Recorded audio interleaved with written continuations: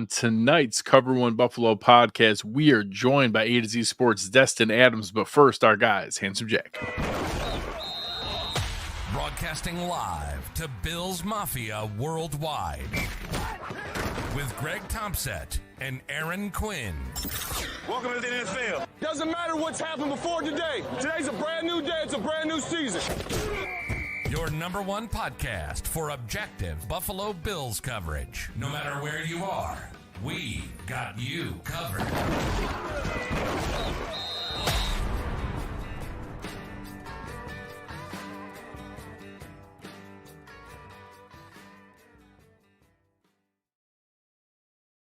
Good evening and welcome to the Cover One Buffalo podcast. You are joining your host, Greg Tompsett, along with my partner in crime, Aaron Quinn. We are powered by BetUS tonight. But Aaron, what are you powered by?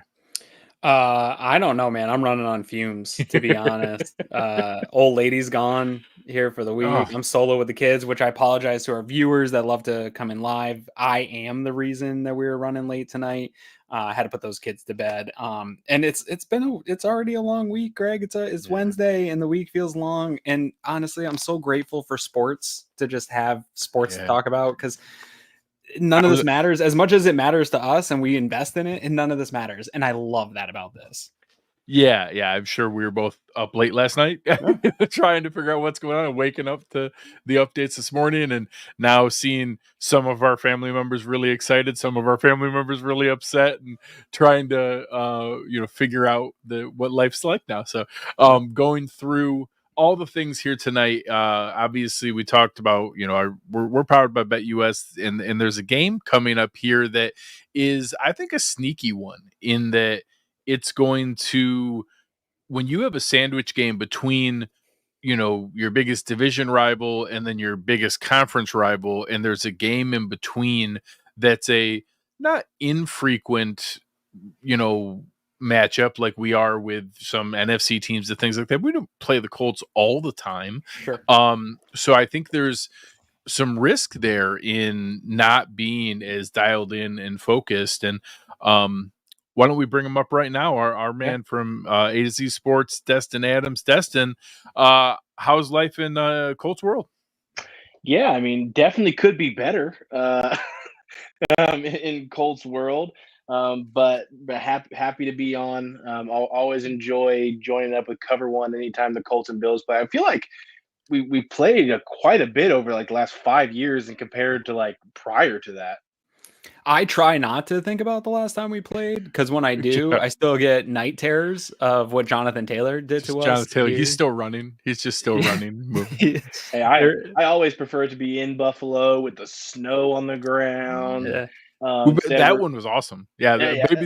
Maybe the most snow I've ever seen in a football game was obviously the Bills Colts, when the LaShawn McCoy finally got footing and clinched the playoff spot. Kelvin Benjamin did a thing. Yeah, Kelvin Benjamin was a football player who did a thing. It's easy to forget about that. Yeah, Nate Peterman. Yes, it wasn't good times, but it was times. It was times were had. Times were had. The snow game was fun. Phillip Rivers versus a young Josh Allen in the playoffs was fun. Jonathan Taylor having 5 touchdowns is fun. Oh, wow. Definitely some fun matchups in the semi-recent history. I kind of miss the division history, though, right? Yeah, wait.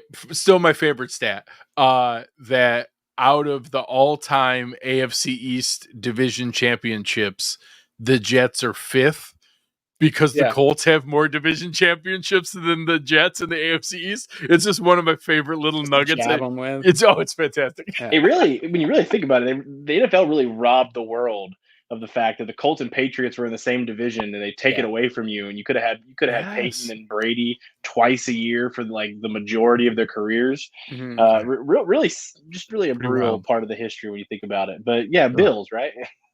So, I think Aaron, when we were joking earlier about, I don't know if it was good times, but times were had. What are things like in Indy now? Because there was so much, I think, justified excitement coming into the season, because we saw the flashes the year before from Anthony Richardson, but it was obviously a limited number. I think 7 games, in the previous season, and now you come in this year, and the first game, there's crazy fireworks again, and a lot of excitement, and now a lot of up and down. I think there was expectations of some of the development and accuracy, but the big plays, and you were getting the shot plays, and now to a point where a decision was made to go with Flacco, and I'm sure a very heated debate within the fan base of what's best for right now versus, hey, if things are going to matter, this guy needs the time on task. How are you processing that, and how is everyone processing that? Yeah, I mean, I think covering the Colts, I mean, this is year 5 for me. And it's just been it's a roller coaster. It feels like when you hit your groove, just the weirdest things can kind of throw curveballs in there. We've had trade requests that aren't fulfilled. We've had quarterbacks retire. We've had every single veteran quarterback you can think of in a random trivia at a Thursday night trivia night at the bar. When you're thinking of a random quarterback, they probably played in Indy in the last decade. And now we're in this season with everything that's been going on. To me, I feel like when you look at all 32 teams, there's some sort of dysfunction that they go through over a couple of seasons, just because there's so many people, so many brains thinking, so many decisions that have to be made. Like we there's did it gonna for be 17 years, just so you know. Hey, yeah, that's what I'm saying. Yeah. Like dysfunction comes. Now, I think the problem with what we're seeing in Indy is it almost feels as if the dysfunction isn't being hidden anymore. It's not something that we can just speculate about. There is a legit situation that has happened in front of us where you're like, man, Indy looks like a dumpster fire right now, just via how they have managed a number 4 overall pick, currently still 22-year-old quarterback who had played 13 in college starts before they drafted him, and told everyone who could listen after drafting him, there is going to be downs. This is a kid that is raw. This is a kid that is inexperienced, and younger he needs than to play. Jaden Daniels and Bo Nix and other rookie quarterbacks. He's younger than them. He's going to be younger than some guys that are drafted next year. That's the wild situation with it. And you get into this year, he only gets to play 4 games last year if you combine situations, because he had to mix and match some games he was knocked out of, obviously. So he plays about 4 full games when you look at the quarters. Getting to this season, and they let him play 6, has to miss a game again because of an injury. So he started 10 NFL games, and they pull him off the stage, which is everything they said they would not do with this kid. And they told everyone that would listen, be patient with this kid, and then they weren't. That's when the dysfunction kind of comes in, because now you have a situation to where we're not questioning if you lied to us. You lied to us. Yeah, but at least Flacco looked great. I mean, I think the biggest issue when any of these kind of things happen is it almost becomes like a player versus player, like civil war within fan bases. Joe Flacco is just chilling, man. Joe is just doing what he's told, wants to play quarterback when his number is called. Like, I don't think anyone should throw shots at Flacco, even though he's going to be the one that catches strays. Any frustration that a fan has watching this team in that decision should solely go towards the coaching staff, the front office, and then the ownership. Like, that is the decision. That is who made this decision, and that's what we're rocking with right now, because that decision was made. Well, on that note here, before we jump into the sides of the ball, Ballard has been, I think, league-wide seen as a good GM. When I look at this team, I actually really like the roster. There's pieces all over this roster that I like. There has been a little bit of like, he hangs on to a little bit of the money, isn't always spending the money that you guys have. Where is the fan base on him? Where do you think Irsay is on him? And is he tied to this decision at quarterback? And is that pressure maybe putting him on the hot seat here at all in Indy? Yeah, I mean, I think Chris Ballard is such a unique GM situation. You do not see general managers with this long of a leash very often. Yeah. Still yet to win an AFC South championship in his tenure here. And like that's crazy when you think about it. Now, there's been some good teams here and there, but this division has been winnable a lot. For sure. And there are excuses that have been made, and some of them are valid. You don't typically have a franchise quarterback retire on you right before the preseason. Like you don't have that happen very often, right? But like, how long can that excuse kind of take you? It's kind of like the old commercial with the owl and how many licks does it take to get to the center of the Tootsie Pop? Because like 1, 2, 3, like we're still going. Like that answer still hasn't been made, and that excuse is kind of still being used. Eventually, you have to win football games. And on the flip side of you kind of saying what is the Irsay part of this? I mean, I don't think anyone here that covers this team gets the sense that Ballard is on the hot seat. Irsay loves him. Like they have a very, very close relationship. And I think part of that is when you make that excuse for so long and you've been here for so long, like it gets harder to fire someone. Usually you get that young quarterback in after you hire the GM. And if it's a failure, that GM's usually gone. Like the NFL is not usually a situation to where you get 2 attempts at this. Yeah. Now, Chris Ballard took a while to take that first shot at that young quarterback after Andrew Luck retires, but he did. And now the other question you asked is Ballard tied to this decision? I guess right now you have to say I don't know, but he should be. When you take that long to take that shot, once you do, you better not miss, right? Like you pushed it off that long.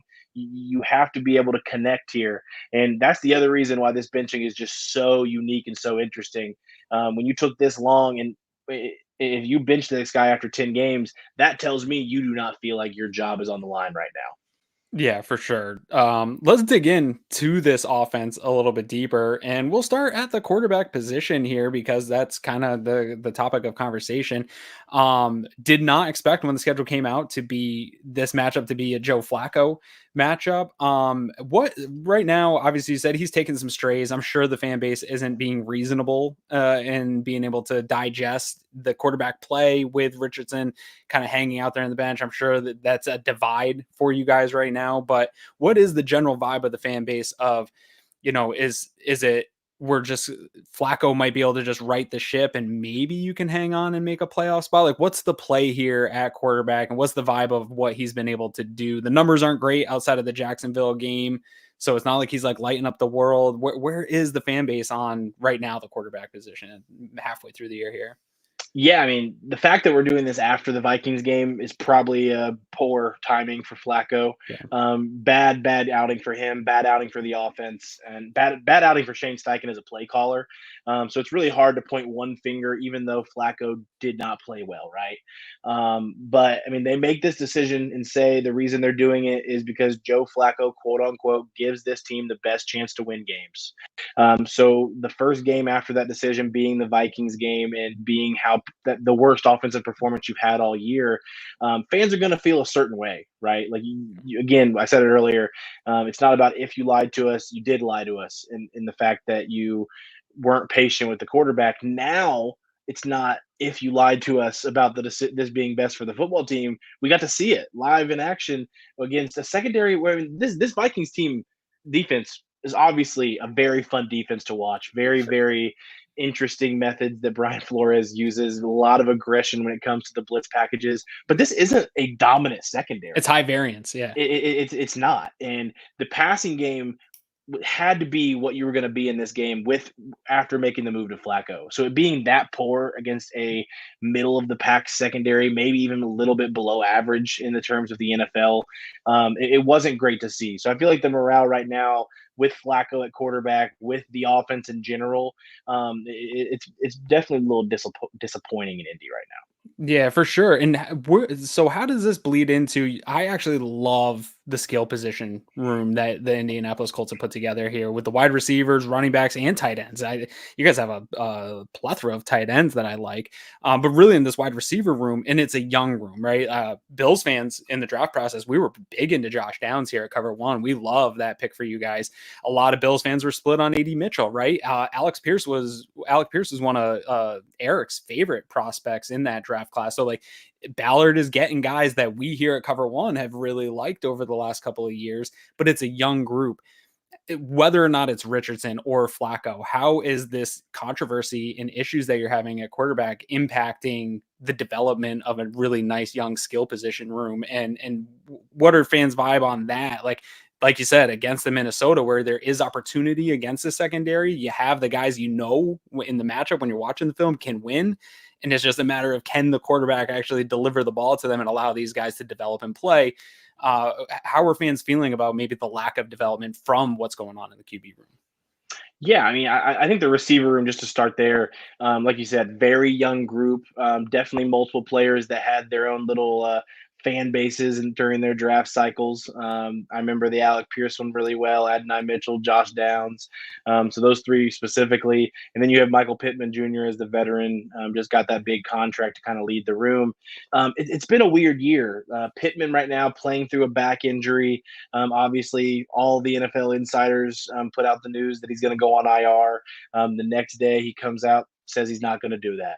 And it's not because those NFL insiders were wrong. It's because Michael Pittman has decided to play through the injury.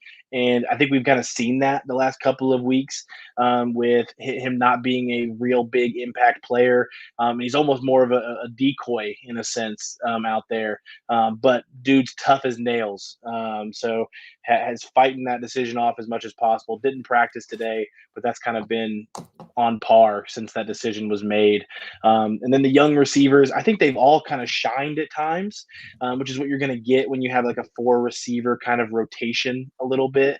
And Alec Pierce obviously has shined as that deep threat, which those that have covered the Colts, and maybe not the fans who maybe weren't as patient with him, you could see his ability as a deep ball player, but didn't have the quarterbacks to get him the ball. Early in this season, where Richardson was struggling in different areas, one of the areas he was lighting up, it was that deep ball and his ability to attack defenses that way. And we saw the early success because of that. I think Pierce takes a little bit of a shot in production with Flacco, who still is willing to take shots downfield, but doesn't have that kind of wow factor in his arm that he used to a little bit, and that Richardson currently does. And then Josh Downs, I think he's a guy that kind of excels with either of them. I think he's asked to do a little bit different things in terms of which quarterback's in. But I think they need to kind of utilize him a little bit more as that early route winner, beat the zone, find the blitz, use the spot. I think there's a lot of ways to use Josh Downs to kind of be a best friend for either the second year, basically rookie quarterback, or the 39-year-old veteran, especially with Flacco not being a super mobile quarterback at this stage of his career, or ever really in his career. I think utilizing a guy like Downs that can win his reps fast and is just a very intelligent football player after the catch, it definitely needs to be something they do more. And there's a lot of receivers, so I feel like I'm talking a lot. But and then Adonai Mitchell, being a rookie, definitely has had some struggles holding on to the football, but man, does this kid get open. And that catch last week along the sideline, like not a lot of guys make that catch. No, I mean, and we got to see him against Stingley twice this year, right? And I'm talking about 4 different receivers. Anytime Adonai Mitchell was on the field, you go back and watch the Colts versus the Texans. The Texans were very intentional about Stingley going to Mitchell, and he was burning him. At multiple instances, the production isn't there in the box score, multiple missed throws. But in that first game, he quite literally could have had 2 touchdowns. Ball doesn't get to him for whatever reason. And then we see it again in the next Houston game. So I think this kid is someone they have a lot of high hopes for. The production just hasn't been there yet. So another situation of being patient. Yep. And one last one here before I toss you over to Greg. Probably the most surprising thing when I turned on watching this game and then digging into the statistics too for this game is the Colts have hung their hat on really dominant offensive line, especially in the run game. And right now you're looking at adjusted line yards via FTN Fantasy DVOA, 30th in the league, 19th in running back yards, 23rd in power success, 28th in stuffed percentage. They do get into the open field and they are protecting the quarterback pretty well here, but you're just not seeing it. Is this a product of lack of quarterback play and teams not necessarily respecting the pass and kind of maybe selling out on the run? I know they face a lot of light boxes, but you see teams kind of selling out on the run. And what are you seeing out of this offensive line? Or is there a bigger problem and it's not just, hey, the quarterback plays bad and so teams know you want to run it? Yeah, I mean, I think the offensive line as a whole has had a really strong season. Now, they've had a lot of interchangeable parts. Ryan Kelly's had to miss a lot of games, gets placed on IR before this game. So rookie Tanner Bortolini, who's played some really good football this season. There's probably a group of the fan base that there is. I've seen him on Twitter. That is almost excited that this is happening, which, I mean, sounds awful. Kelly's such a great dude, such a great locker room guy. Last year of his contract, veteran, and the rookie's playing well. So you got to kind of balance it a little bit. But Bortolini's getting put back in the lineup via him going on IR. Bernard Ryman had to miss last week, so we saw rookie Matt Gonzalez come in and play. Really strong outing as well. And another guy who the Colts are going to have some openings on this line potentially with free agency at right guard and right tackle. So getting to see those young guys has been good. But because you have so much shuffling, I think it's kind of given you a little bit of unbalance from game to game in terms of what you're seeing in those stat metrics. So I think that plays into it a lot. But I do think the switch at quarterback is big because, and I don't even know if it's the stack boxes element, because when you watch the film for the Colts, it's not even that you see an excessive amount of those stack boxes, but it's because of the mystery that comes with Richardson in the backfield. And when he's in, you have such a higher rate of the RPO usage in the Colts playbook. And because of that mystery, you just see guys bite, whether it's the pass, whether it's the run. Like, you have to be cognizant of Richardson in the backfield, and it's created big plays. And when you have someone like Jonathan Taylor, who is so patient in the backfield already, if you get two linebackers to bite on a run to the right side and he's on the left, I mean, that it opens such a big field for a kid that's ready to hit the hole. And what if Taylor gets into open space? I mean, not to bring it up in the past, but you guys saw it in Buffalo what the kid can do.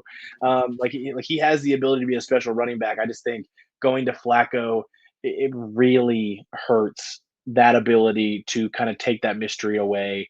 And as a matter of, it just takes away the amount of big plays that Taylor can make. So switching to this side of the ball, it's almost a given every week we go in and be like, all right, well, in this matchup we have the best nickel corner in the matchup. That's just a given. With Taron Johnson, we're just so excited and consistently proud. This is like the one matchup where, like, yeah, they might have one. Like, it's Kenny Moore is so good. He's so fun to watch, and it's so similar in their playing style where both of them play bigger than their actual size on the field. They're both good blitzing, and they're both so versatile in where they move. Talk about how he's kind of used around the defense where they can kind of play with him in different spots. You see him drop sometimes, you see him come all the way up and blitz sometimes, but he can move him around. And with this matchup with Khalil Shakir and how consistent they've used him, I'm a little bit nervous on testing that Kenny doesn't time one of those screens that we throw out there to Shakir. I don't want to tempt him because he's the kind of guy who could try to jump one of those.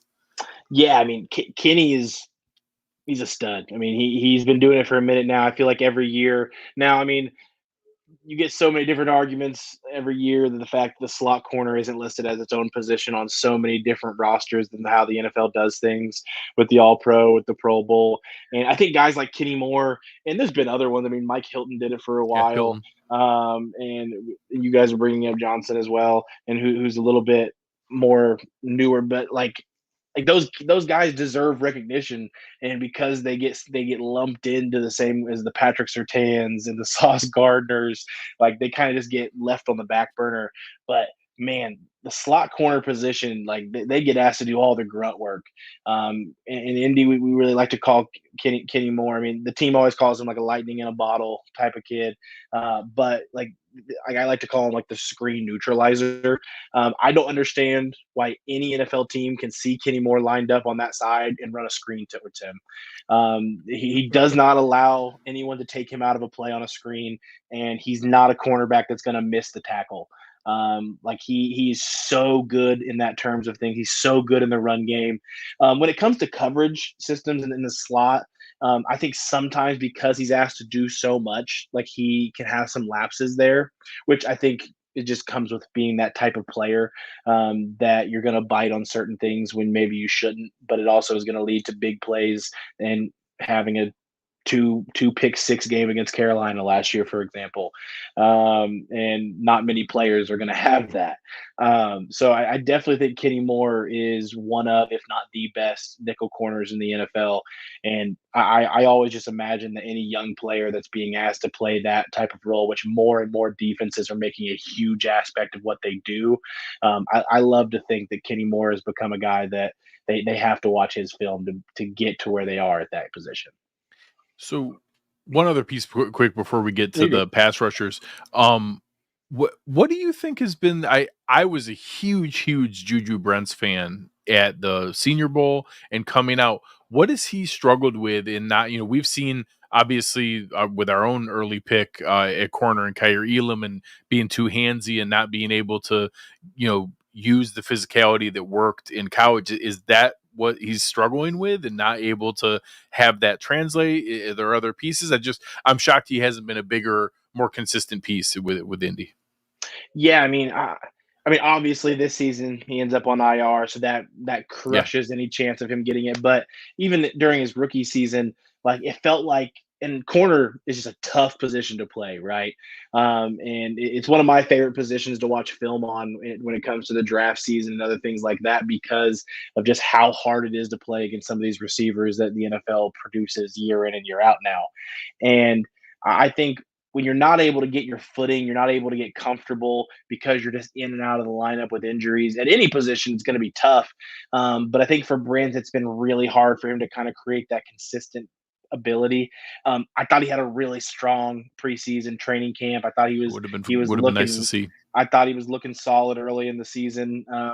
Gets his season cut real short, and goes on the IR. They expect him to be ready for next season, but definitely heartbreaking for a second round pick that has now gone 2 years really without getting to get any sort of comfortability in the NFL. And this season we've seen two really out of nowhere players play really strong at corner that were kind of out of nowhere for the Colts. I think fans were all banging the table for them to make a move at corner. They go into this season, and the guys who've played the most at boundary are a 2023 seventh round pick and Samuel Womack, who was a waiver pickup from the 49ers this year. Both players having by far their best seasons as pros and playing really solid football. Now, they've had some mistakes, and Justin Jefferson forced some mistakes last week against He'll do that. Minnesota. You'll have that. But both players have played really strong, so it really does open questions about Juju Brents coming into next year, because he was the listed number one boundary corner when he gets injured. But these two players play strong. You head into camp, who knows what they're going to do in the offseason.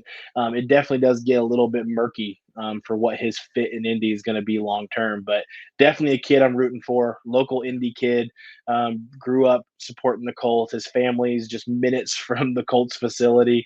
That's pretty cool. Like he is a kid that's easy for this fan base to root for, but definitely going to be a really make or break year in 2025. So the entire Colts front is just littered with guys that we loved in the draft process, and whether it's some of the guys who have kind of broken out with Eddie Ingbo and Kwity Paye, and even some of the more versatile guys like a Tyquan Lewis, and now seeing Adebaware floating around. But the two I want to talk about are, obviously, a lot of people didn't think Latu would fall to the point of where Indy could get him in the draft this year. I think he's translated as well as everybody thought that versatile pass rush skill set was going to translate, in coming in. And there was all the health reasons and the forced medical retirement and all the crazy stuff there. And he's been every bit as good as people expected. And I won't lie, I'm not terribly excited that DeForest Buckner came back last week, and now we have to worry about one of the biggest, angriest humans in the NFL. Talk a little bit about Latu, and then what Buckner opens up on this defensive line with just that kind of power and the focus he takes on any offensive line having to double team him. Yeah, so don't get mad at me. I'm going to start with Buckner just because I think it opens it to Latu. He's a freak, and I know that. I'm just doing a cardinal sin of being a guest on a show and altering things. But I think this defensive line for Indy, it's like two sides of a coin when Buckner's on the field and when Buckner's not. Because when Buckner's not been on the field, we've seen this defensive line go from being a top 10 in terms of pressures to below average. And I don't think you see that type of discrepancy very often. And I think it's a factor of how good DeForest Buckner is, but also just how maybe poor the Colts have been at trying to replace him in terms of how they line guys up. But I mean, it's been great to have Buckner back on the field. They had to put him on IR for the high ankle sprain. Comes back against Houston, gets a sack and a half in his first game back with the high ankle sprain. Against Minnesota, him and Grover Stewart both make a big presence in that game. Obviously, Grover with the forced fumble sack to get them the only touchdown that they scored in that game, not to go back to the offense. But like Buckner being on the field is so huge. And I think one of the players that it just plays such a big factor for is Latu. Because, I mean, I'm glad you guys understand that Latu has had a really successful rookie season, even though the sack numbers haven't been there. Because a couple weeks ago, and not going to like out who did it, like they like one of the questions I was thrown was like, why do you think Latu has struggled as a rookie? And I'm like, man, He's got 20 pressures. What are you talking about? I was like, can my answer be that I don't think he's struggled as a rookie? He's not. Yeah. I've seen it. He's drawn some really solid tackle matchups. And I mean, going back to Laremy Tunsil again in Houston, he got Tunsil's number multiple times in that game. Now, I think going back to Buckner not playing for those 4 weeks, that definitely hurt him. A quarterback being able to be so comfortable to step up in the pocket because there's just no pressure coming from the interior, it's going to hurt guys off the edge who are creating the pressure, but they can just step up and make the pass. And it kind of just neutralizes that ability a little bit. And those reps are still valuable for Latu. I think he's been able to show how he's able to win reps in so many different ways. His bag of pass rush moves is as deep as you're going to see for a rookie pass rusher. Usually you don't see guys kind of get that comfortable throwing that many different moves on any given Sunday till about year 3 in the NFL. Edge rushers are one of those you kind of really do have to be patient because in college you see so many guys just win off of just natural brute strength or natural speed off the edge. Yeah, just the bend, just the speed, or one move that they have. Yeah, you get to the NFL tackles aren't going to let you do that. NFL offenses aren't going to let you do that. Like they're going to figure out ways to neutralize it. So you have to be able to win in so many different ways. And seeing Latu do it as a rookie has been a lot of fun when you're watching the film back, even when you're losing football games, because it gives you an element to kind of hone in on, like, this kid's going to be good. And I think Latu is just one of those guys where he may only end his rookie season with like 4.5 sacks. But I'm going to leave thinking like that the Colts have a potential number one type edge rusher that they've been looking for since Robert Mathis retired. So definitely a successful draft pick in my mind, and somebody that I have to tell fans all the time, just be patient with the kid. He's going to get the production you want to see in the box score. But he does so many things well that aren't showing up that you're going to see just by pulling up ESPN and looking at who did what. Like, this kid can play. Super similar to Gregory Rousseau with us in that there's way more to it than just the sack numbers. It's overrated. So, you know the deal, Destin. When we have folks on, we put them on the spot. What do you expect to see this weekend? Give us a score prediction. Our friends here at BetUS have it as a 4-point spread. They have the over/under at 47. Anyone that listen to Destin's pick, we'll give you our picks later on. Use promo code YouTube150. Get up to $2,000 back on your deposit match, up to 150% bonus on the first deposit, 125% of your second and third deposits. Destin, what is your advice for the people listening to the show? Yeah, I mean, I definitely think after seeing what the Colts did against the Vikings, it's hard to bet on that offense. Now, this Colts is a scrappy team. The defense will give up plays, but they don't ever count themselves out. They're going to keep coming in terms of the defensive line, especially with Buckner out there.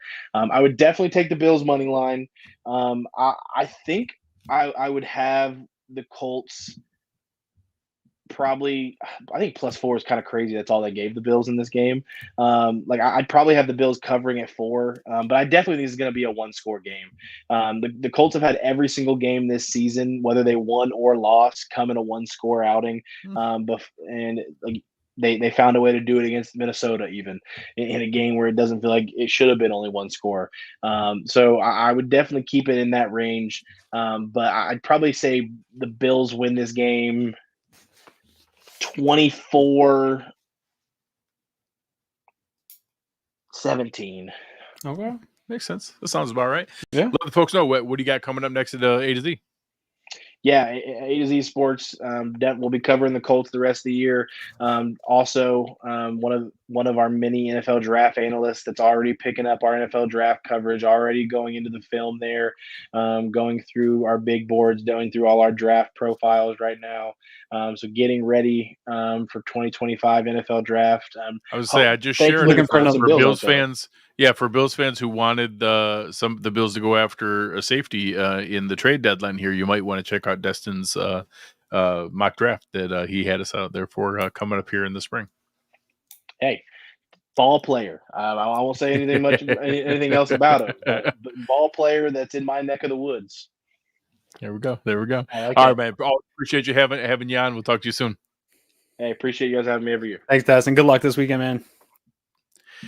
All right. So again, as Destin said, they're a tough team who's hung in every game here, and I meant what I said early on. Like I don't love this kind of sandwich game between two huge rivalry matchups like that. I think this is a super easy one to overlook. And now you talk about their strength, especially on the interior defensive line. DeForest Buckner is a game wrecker. Like he is a game wrecker. And then you talk about, I know their offensive line hasn't been fantastic so far, but Jonathan Taylor can still break big plays. Oh, yeah. And we've given up big plays to running backs almost every single week.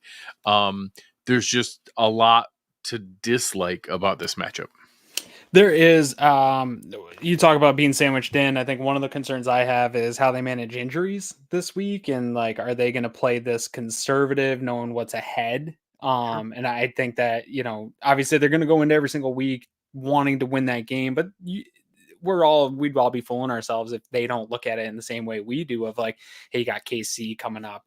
You're going to have the bye, so you get a little bit of a break, but you've got a big stretch coming up here. And if you've got guys like a Christian Benford, like an Amari Cooper, obviously Keon Coleman's did not participate today and probably not going to play this week. And any of these guys that have these kind of lingering injuries, I could see the Bills playing conservative with them for a matchup like this, but then that kind of weakens every aspect of what we like about the Bills and really puts you in a pickle against a team like this. And we saw what Miami was able to do in the run game. And I think that it's a copycat league. I think that teams are going to try to do some of the stuff and displace some of the smaller players that the Bills have and attack that penetrating line. But one thing I feel pretty good about is Sean McDermott and Bobby Babich. They've heard how poor and saw how poor the run game went. And I don't know that you'll see two performances like we saw back to back.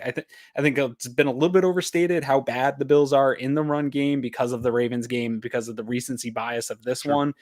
They've been pretty good overall and the tackling's been there and pretty good. So I'm expecting it to be better, but this is one of those ones, Greg, where every year they're going to drop a game that we don't think they should drop. You're going to lose a game to a team that you don't think you should.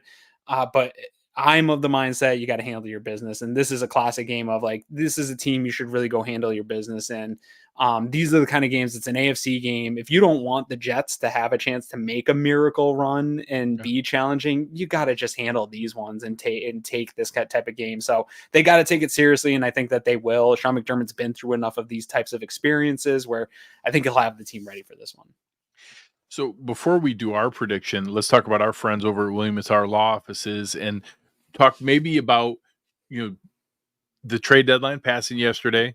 A lot of anticipation. We have seen a couple moves. We'll talk in a moment about who's here to help, who's back and here to help. where were you in your disappointment or frustration level in the fact that they needed to make a move here at the trade deadline? Yeah, I mean, I'm a fan, and so obviously, like all fans, I see some of the things that could potentially be available. I see some of the holes that the Bills have, although I think I disagreed with fans on what the priorities for that Sure. was. I think you and I were pretty much on the same page of really wanted to address something more on the interior defensive line, and if for some reason they could get a nice edge rush piece for cheap or nothing, like would love to have done what the Lions did for Zadarius Smith type of move. But other than that, I've been pretty staunch that I think the Bills have a good roster, and the problems that we've been talking about, I think they have the guys in the building to address those problems. I think it's coaching. I think it's fundamentals. I think there's a couple other nuanced things that are leading to why it's looked the way it's looked in certain aspects. And so I didn't need it. But yeah, it's hard not to like sit on X or Twitter and see all the potentials. And yeah, I'd love to grab a Sebastian Joseph Day. Yeah, well, Jeffrey Simmons might be available. Like, yes, how can we make that happen? So I understand where the disappointment comes when you don't get all the things you want. But I do think people forgot 2 weeks earlier we did get Amari Cooper. I'm going to switch it to here to help in that we made one of the top 3 trade deadline trades out of any team. And it would be one thing if we saw a bunch of stud defensive tackles moving to other teams and we didn't do that. And we're like, oh, how did you let them? Casey gets Myles Garrett or something. Yeah, it just wasn't the case. Like that, just those kind of players weren't. Zadarius Smith was the one guy that was out there, and honestly, Detroit was more desperate than we were than any team. Like they just lost Aiden Hutchinson. They were the most desperate team to do that. So you're not going to get into a bidding war on things like that.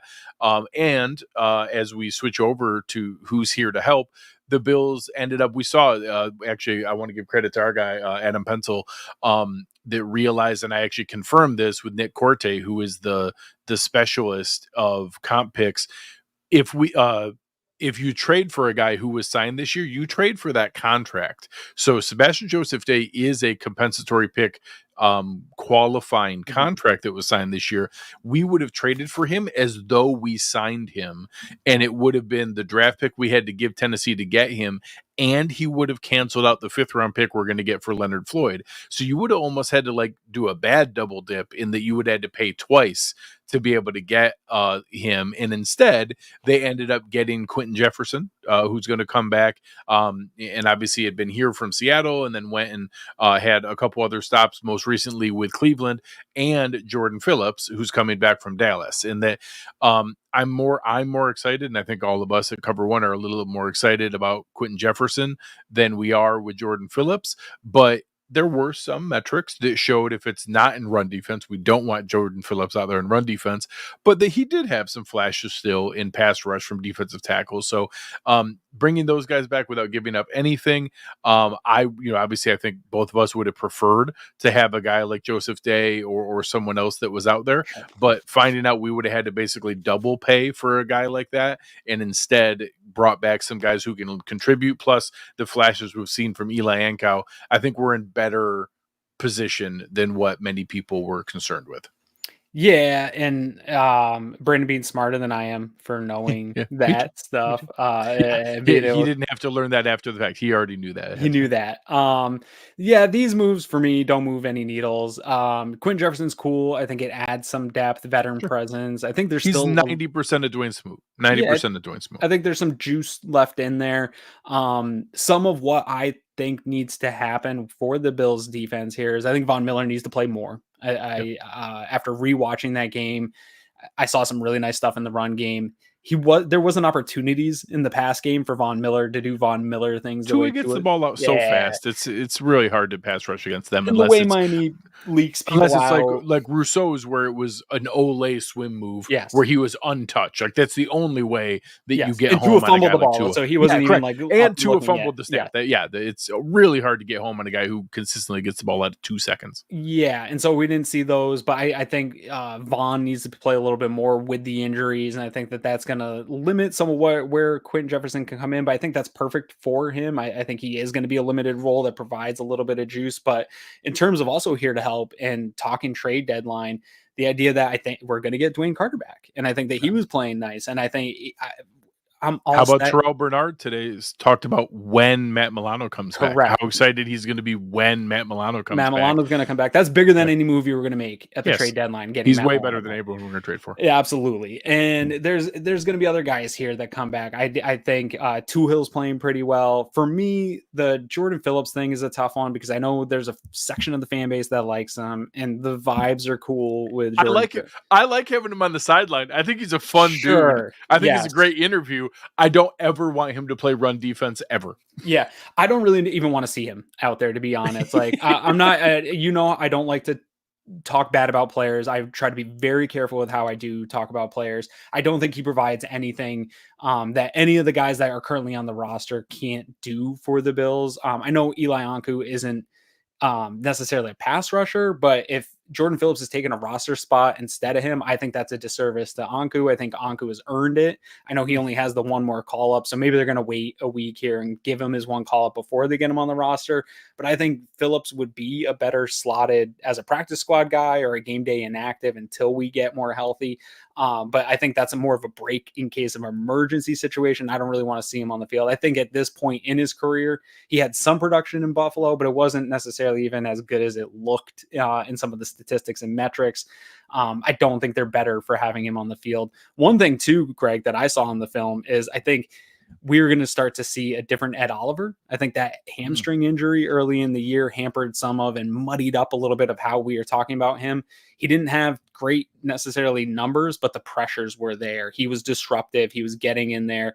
And the Bills failed in the run game against Miami as a team. I think Eric did a great breakdown in the film room breakdown of what Miami did to the Bills to displace some of the guys in the middle, and the Bills didn't adjust quick enough. You lose in the run game as a team. It wasn't any one guy, but I saw a bunch of flashes from Ed that gave me like, hey, that's the Ed Oliver that I saw last year. And if we can get him back and Milano back, now we're talking and now we're cooking.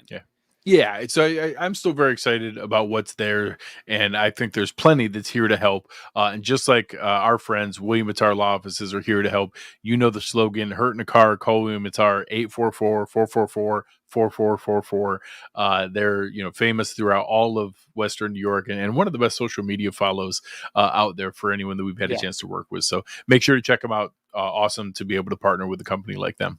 So cool. Yeah. All right, man. I get asked all the time because I've met Bill a couple of times and people are like, is he really as nice and cool as he appears? And he is. It's true. He is actually awesome. as nice and cool. It's always great when people really are like that. But it's the same thing. Like Del Reed is very similar to that. Like the best. He's just such a good person. And the Drew Gear is just as crazy as he sounds. Like he's really like that. He's really just as crazy as he sounds. The vast majority of the time. He is as crazy as he sounds. Yeah. All right. Let's put ourselves on the spot here again. Our friends at BetUS, use promo code YouTube150, get your deposit match up $2,000. What is your score prediction here? I'll let you wait because you went first last time. Sure. I actually think that Destin was pretty close to what to expect here. I do think that we're going to need to be careful with Kenny Moore. I think that we're going to need to. We've done a lot of interior rush. We've done a lot of duo, and that's not easy with DeForest Buckner, man. We're going to need to be really, really careful. It's going to remind me of that Tennessee game where, hey, when Tavondre Sweat and Jeffrey Simmons are in the game, don't run duo. Don't try to run up the middle. Give me some stretch. Give me some zone. Give me outside. Like you almost have to do that with DeForest Buckner. He's such just a ridiculous presence. You got to be careful. When Destin talked about it, hey, when Kenny Moore is on that side of the field with Khalil Shakir, don't do the crazy screenplay because Kenny Moore will come pick one of those off, and you got to be like instant with those going over there. So I just hope that we're smart and careful, and I think that there are some advantages to be had on that offensive line with the guys that are going to be playing here, and we need to take advantage of those. We can't let Flacco get comfortable in any sense of where he's at, and we certainly can't let Jonathan Taylor get ahead of steam here. This is going to be big on game script. We cannot let them play from ahead because they have the pass rushers and the run game to play from ahead. We need to be able to get an early start here. I think we're going to be able to do it. I think that we get a little bit more than what he saw, but I've got 27-20. I think that we're going to be there. I think it's about one score. I think we cover by just a little bit. And I think we're going to be able to take care of business here, but I don't think it's going to be the easy blowout that some people are looking for. No, I don't think it's going to be a blowout. I don't necessarily agree with Destin. I don't think it's going to be a one-score game here. I think some of that one-score stuff is a little inflated of like late scores that there's some backdoor scores. Yeah, that weren't necessarily competitive in the game, but they scored at the end. I think there's going to be opportunities to run. I really do. I think that the Bills are going to be able to establish some run game. It's going to take two or all three backs, I think, to do it. I think they have to commit to it.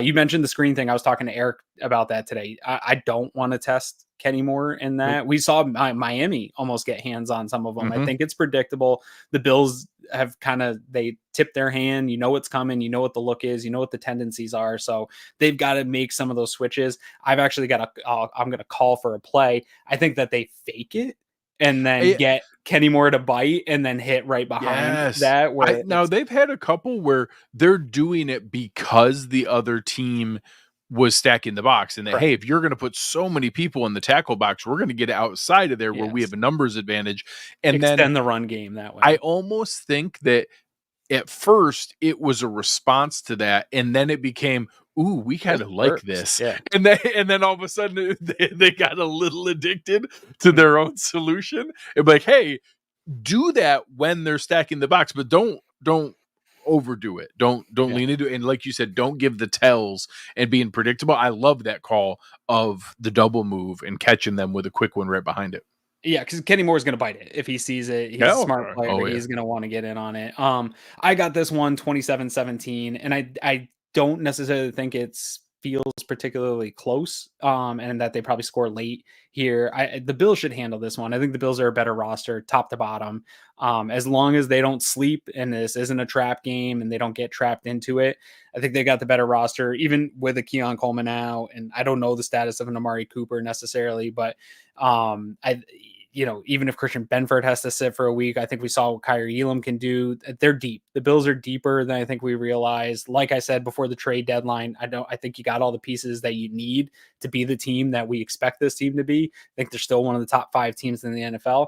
I think the Colts are in a tough spot, and this isn't necessarily a desperate team that has their back up against the wall necessarily, like we saw with Miami last week, where Miami gave you everything they had. Their season was absolutely on the line.